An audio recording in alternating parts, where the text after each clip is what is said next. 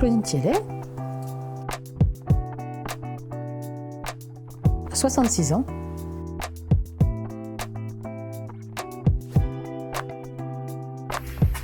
Bonjour, on va aller visiter mon atelier.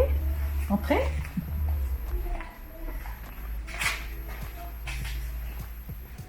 Alors voilà, c'est le lieu où je travaille mes pièces. Et pour moi, donc comme ma formation c'est quand même à la base c'est le tournage, l'appareil le plus important c'est quand même au départ c'est quand même le tour à bois que voilà. Rester sur le poste de travail d'hier justement,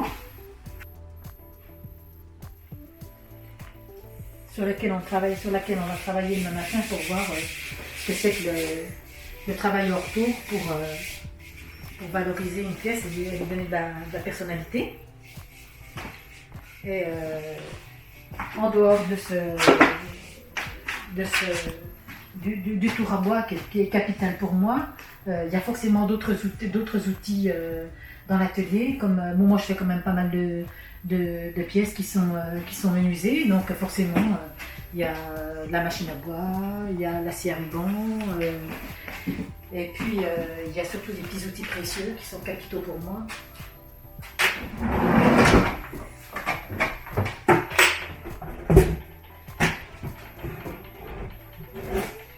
Voilà. Cet outil-là qui me sert quasiment à 80% dans mon travail.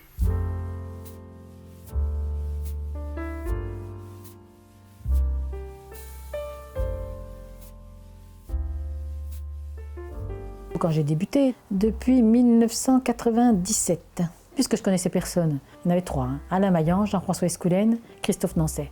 Après j'en ai rencontré d'autres.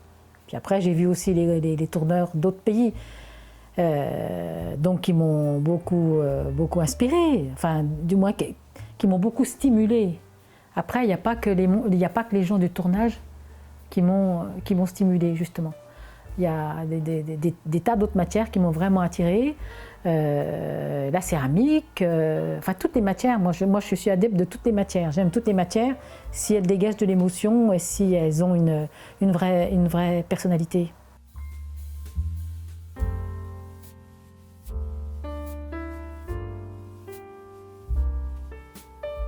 Sur Internet, on peut voir mon travail. Après, moi je ne vends pas par Internet, parce que je trouve qu'il n'y a pas assez de lisibilité sur les photos et que ça, c'est pas le travail qu'on présente sur Internet n'a pas du tout la réalité de ce que c'est quand on le voit, quand on le voit en face de soi.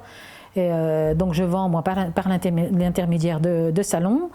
Dans le temps, j'ai essayé aussi de vendre avec des galeries, mais les galeries en France qui vendent du bois, il y en a de moins en moins. Je vends aussi des fois par l'intermédiaire d'Ateliers d'Art de France.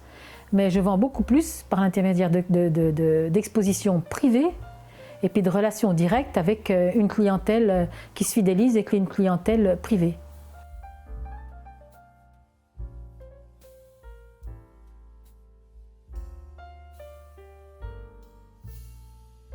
Je vis de ma profession, mais mon ambition n'est pas démesurée au niveau du chiffre d'affaires.